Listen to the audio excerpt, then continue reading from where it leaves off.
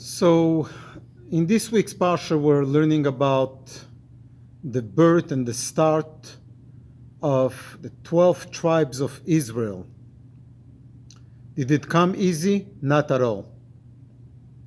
It's a very inspiring Parsha with the challenges that Yaakov, Jacob, Rachel, Leah went through, Zilpah, Bilhah, what they went through in order to raise a family, and with all the challenges that they had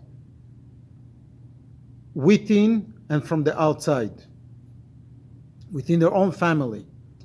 And beginning of the Parsha is when Yaakov started his journey from Be'er Sheva going to Haran, and the Torah tells us a very strange story.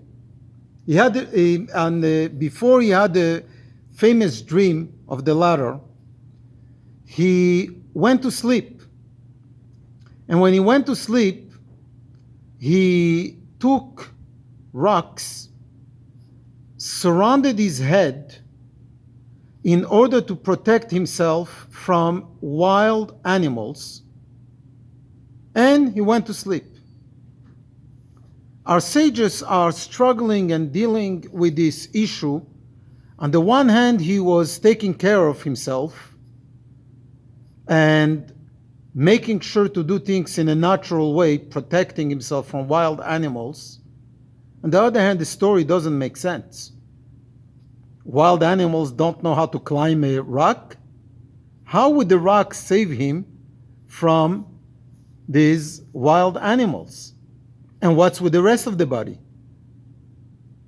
Why only the head? Why not the rest of the body? Many commentators are discussing it. Let me summarize few little points of what the Rebbe has shed light on this.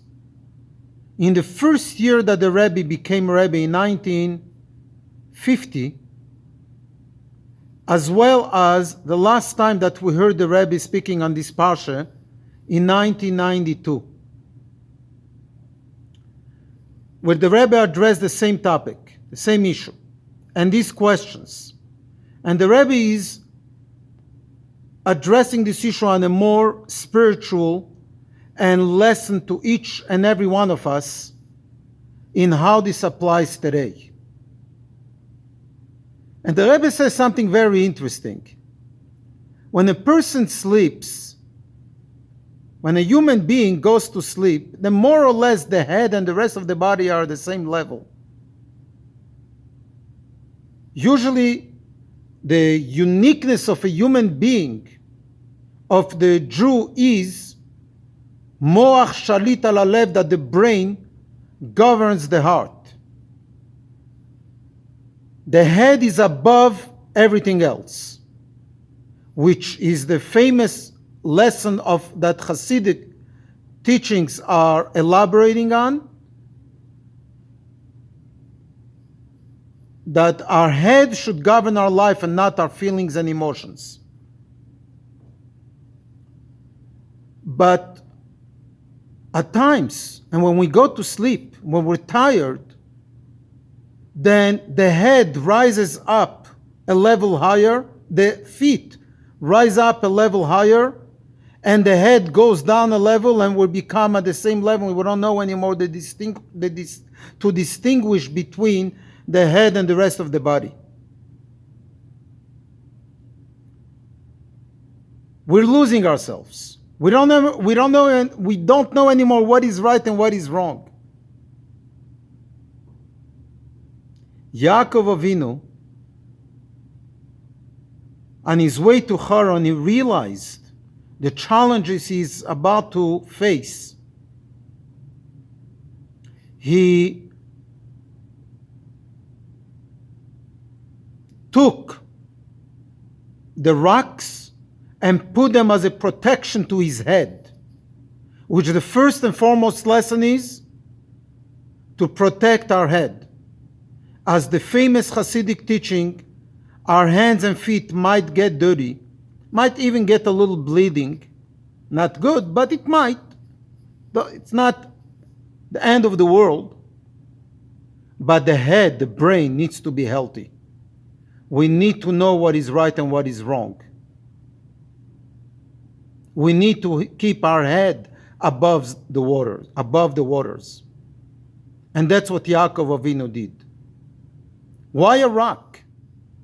A rock is a hard rock. Determination. Determination, stubbornness. Determination is a nicer word than stubbornness, but it's the same thing. Sticking to the gun of knowing what is right and what is wrong.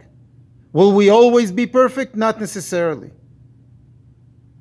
Will there be confusion? Yes. At the same time, keeping our head straight. Knowing that what the Torah wants from us, and knowing that the Torah Hashem is guiding our lives, and that Hashem is protecting us, is the key to overcoming challenges. And when he woke up, he realized that it is a holy place, and Hashem promised him that I will guard you wherever you'll go, and I will return you to this land. And Yaakov, Vayisa Yaakov Raglav, Yaakov's feet lifted up. He lifted up his feet and he went, knowing that he is on the right path. Hashem is with him. Why? Because he kept his head above the waters. What a lesson. Dear friends, very tough times. Second wave. Restrictions. Unknown. But Hashem is with us, and we need to know that it is Hashem who is protecting us, and we need to keep our head, our mind healthy, pure, and not lose ourselves despite all challenges. And Hashem's blessings will be fulfilled. Let's get ready to Hanukkah, that is coming up in 2 weeks, with not waiting for Hanukkah to bring light, but let's bring light to Hanukkah. Let's brighten up the lives of the many who need the help. Let's bring light to every home. Let's bring light to ourselves, and let us not allow the darkness to overcome the light, but a little bit of light will push away a lot of darkness. Good Shabbos, Shabbat Shalom, a healthy, happy, and bright Hanukkah, and the preparations to Hanukkah should also be healthy, happy, smiley, and bright.